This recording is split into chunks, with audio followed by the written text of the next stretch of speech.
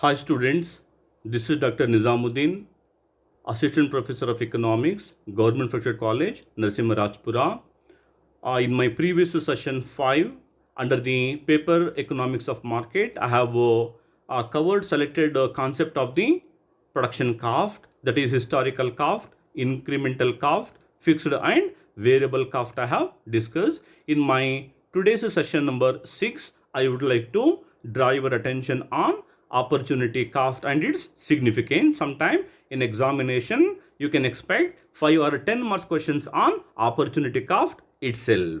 ಪ್ರೀತಿಯ ವಿದ್ಯಾರ್ಥಿಗಳೇ, ನನ್ನ ಕಳೆದ ಸೆಷನ್ 5ರಲ್ಲಿ ಮಾರುಕಟ್ಟೆಯ ಅರ್ಥಶಾಸ್ತ್ರ ಅನ್ನುವಂತಹ ಈ ಪತ್ರಿಕೆಯಲ್ಲಿ ನಾನು ಐತಿಹಾಸಿಕ ವೆಚ್ಚ, ಹೆಚ್ಚುವರಿ ವೆಚ್ಚ, ಸ್ಥಿರ ಮತ್ತು ಬದಲಾಗುವ ವೆಚ್ಚವನ್ನು ಚರ್ಚೆಯನ್ನು ಮಾಡಿದ್ದೇನೆ.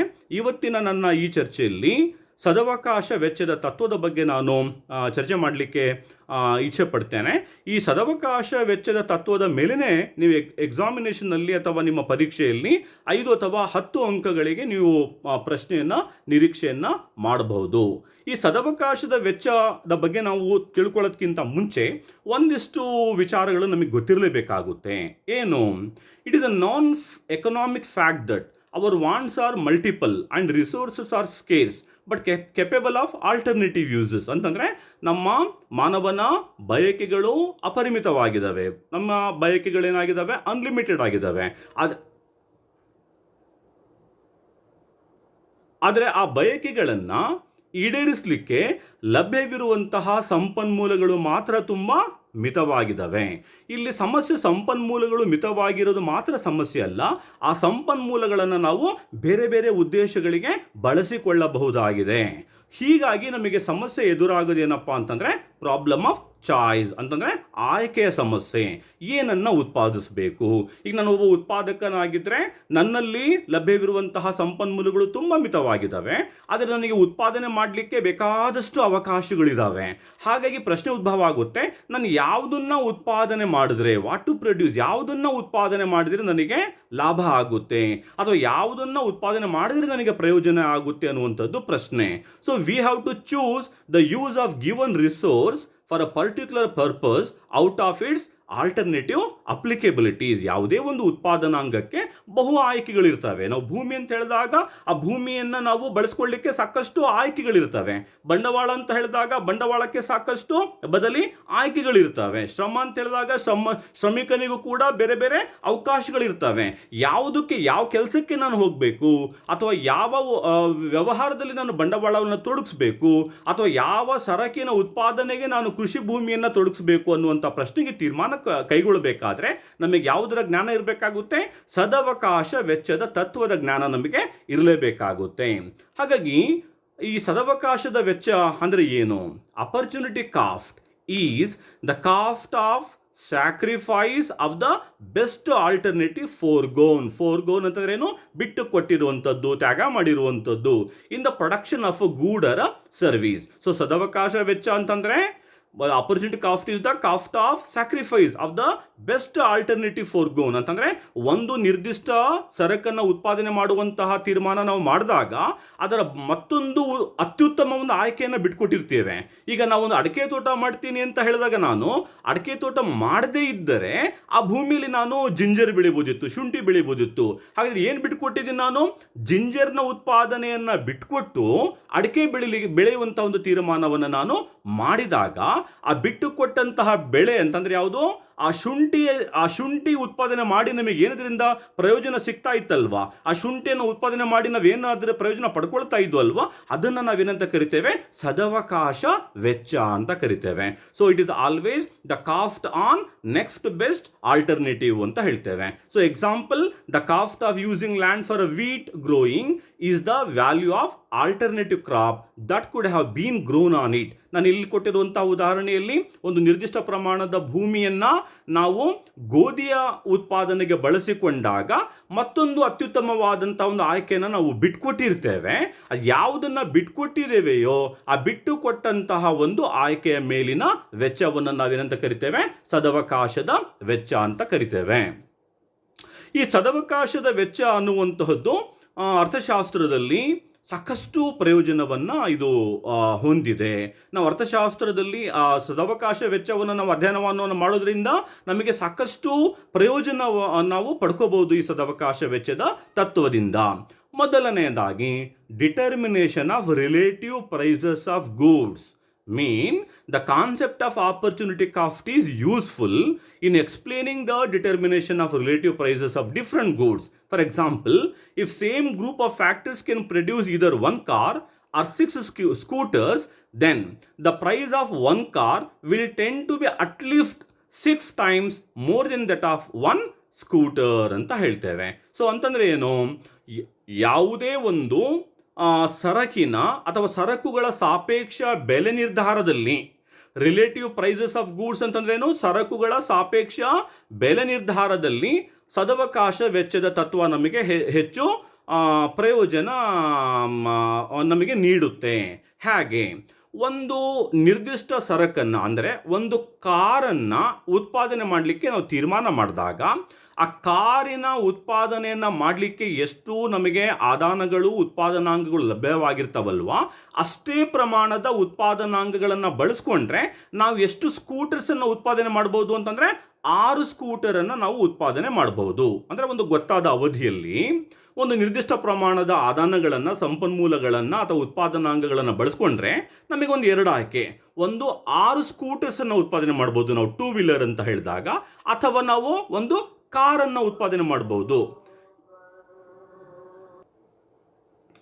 ಸೊ ನಾವು ಒಂದು ನಿರ್ದಿಷ್ಟ ಪ್ರಮಾಣದ ಉತ್ಪಾದನಾಂಗಗಳನ್ನು ಬಳಸ್ಕೊಂಡು ಇಲ್ಲ ಒಂದು ಕಾರನ್ನು ಉತ್ಪಾದನೆಯನ್ನು ಮಾಡಬಹುದು ಅಥವಾ 6 ಸ್ಕೂಟರ್ಸ್ಗಳನ್ನು ಉತ್ಪಾದನೆಯನ್ನು ಮಾಡಬಹುದು ಅನ್ನುವುದಾದರೆ, ನಾವು ಕಾರಿನ ಉತ್ಪಾದನೆಯನ್ನು ಮಾಡುವಂತಹ ತೀರ್ಮಾನ ಕೈಗೊಂಡಾಗ ಈಗ ಕಾರಿನ ಬೆಲೆ ಸಾಪೇಕ್ಷವಾಗಿ ಕಾರಿನ ಬೆಲೆ ಎಷ್ಟಾಗಿರಬೇಕು ಅಂತ ಹೇಳಿದ್ರೆ, ನಾವು ಇಷ್ಟು ನಿರ್ದಿಷ್ಟಪಡಿಸಿದಂಥ ಉತ್ಪಾದನಾಂಗಗಳನ್ನು ಬಳಸ್ಕೊಳ್ತಾ ಇದ್ರೆ 6 ಸ್ಕೂಟರ್ಸನ್ನು ನಾವು ಉತ್ಪಾದನೆ ಮಾಡಲಿಕ್ಕೆ ಸಾಧ್ಯ ಆಗಿರ್ತಿರೋದ್ರಿಂದ ಒಂದು ಕಾರಿನ ಬೆಲೆ ಆ 6 ಸ್ಕೂಟರ್ಗಳ ಬೆಲೆಗಿಂತ ಏನಾಗಿರಬೇಕು, ಜಾಸ್ತಿ ಹೆಚ್ಚಿರಬೇಕು. ಯಾಕೆಂತಂದರೆ ನಾವು ಒಂದು ಕಾರನ್ನು ಉತ್ಪಾದನೆ ಮಾಡಿದಾಗ ಅದರ ಬೆಲೆ ಏನಾಗಿರಬೇಕು, 6 ಸ್ಕೂಟರ್ಗಳ ಬೆಲೆಗಿಂತ ಹೆಚ್ಚಾಗಿರಬೇಕು. ಯಾಕೆಂತಂದರೆ ಇಲ್ಲಿ 2 ಅವಕಾಶಗಳಿತ್ತು. ಇಷ್ಟು ನಿರ್ದಿಷ್ಟಪಡಿಸಿದಂತಹ ಉತ್ಪಾದನಾಂಗಗಳನ್ನು ಬಳಸ್ಕೊಳ್ತಾ ಇದ್ರೆ 6 ಸ್ಕೂಟರ್ಸ್ಗಳನ್ನು ಉತ್ಪಾದನೆ ಮಾಡ್ಬೋದಿತ್ತು ಒಂದು. ಎರಡನೇದಾಗಿ ಇಲ್ಲ ಒಂದು ಕಾರನ್ನು ಮ್ಯಾನುಫ್ಯಾಕ್ಚರ್ ಮಾಡ್ಬೋದು ಅಂತ ನಾವು ಹೇಳಿದಾಗ ಒಂದು ಕಾರಿನ ಬೆಲೆ ಒಂದು ಸ್ಕೂಟರಿನ 6 ಪಟ್ಟು ಬೆಲೆಗಿಂತ ಏನಾಗಿರಬೇಕು, ಹೆಚ್ಚಾಗಿರಬೇಕು. ಉದಾಹರಣೆಗೆ ಒಂದು ಸ್ಕೂಟರ್ನ ಬೆಲೆ 1,00,000 ರೂಪಾಯಿ ಅನ್ನುವುದಾದರೆ 6 ಸ್ಕೂಟರ್ಸ್ ಉತ್ಪಾದನೆ ಮಾಡಲಿಕ್ಕೆ ನಮಗೆ ಸಾಧ್ಯ ಆಗ್ತಾ ಇತ್ತು. ಹಾಗಾದರೆ 6 ಸ್ಕೂಟರ್ಸ್ ಉತ್ಪಾದನೆ ಮಾಡ್ತಾ ಇದ್ರೆ ನಮಗೆ ಎಷ್ಟು ಬೆಲೆ ಸಿಗ್ತಾ ಇತ್ತು, ನಮಗೆ 6,00,000 ರೂಪಾಯಿ ಬೆಲೆ ನಮಗೆ ಸಿಗ್ತಾ ಇತ್ತು. ಈಗ ನಾವು ಕಾರು ಉತ್ಪಾದನೆ ಮಾಡಿರೋದ್ರಿಂದ ನಮ್ಮ ಕಾರಿನ ಬೆಲೆ ಎಷ್ಟಾಗಿರಬೇಕು, ಕನಿಷ್ಠ 6,00,000 ರೂಪಾಯಿಗಿಂತ ಏನಾಗಿರಬೇಕು, ಹೆಚ್ಚಾಗಿರಬೇಕು. ಹಾಗಾಗಿ ಈ ಸರಕುಗಳ ಸಾಪೇಕ್ಷ ಬೆಲೆಯನ್ನು ನಾವು ನಿಗದಿಪಡಿಸುವಾಗ ಸದವಕಾಶದ ವೆಚ್ಚದ ತತ್ವ ನಮಗೆ ಹೆಚ್ಚು ಪ್ರಯೋಜನವನ್ನು ನೀಡುತ್ತೆ ಅಂತ ಹೇಳ್ತೇವೆ. ಇನ್ನು ಎರಡನೇದಾಗಿ determination of normal remuneration of a factor. Determination of normal remuneration of a factor ಅಂತಂದ್ರೇನು, ಒಂದು ಉತ್ಪಾದನಾಂಗಕ್ಕೆ ನಾವು ಯಾವುದೇ ಒಂದು ಉದ್ದೇಶಕ್ಕೆ ನಾವು ಉತ್ಪಾದನಾಂಗಗಳನ್ನು ಬಳಸಿದಾಗ ಆ ಉತ್ಪಾದನಾಂಗಕ್ಕೆ ನಾವು ನೀಡುವಂತಹ ಒಂದು ಸಾಧಾರಣ ಸಂಭಾವನೆ ಎಷ್ಟು ಅಂತ ನಾವು ನಿರ್ಧಾರ ಮಾಡಬೇಕಾದರೂ ಕೂಡ ನಾವು ಸದವಕಾಶದ ವೆಚ್ಚದ ತತ್ವ ನಮಗೆ ಹೆಚ್ಚು ಸಹಾಯವನ್ನು ಮಾಡುತ್ತೆ.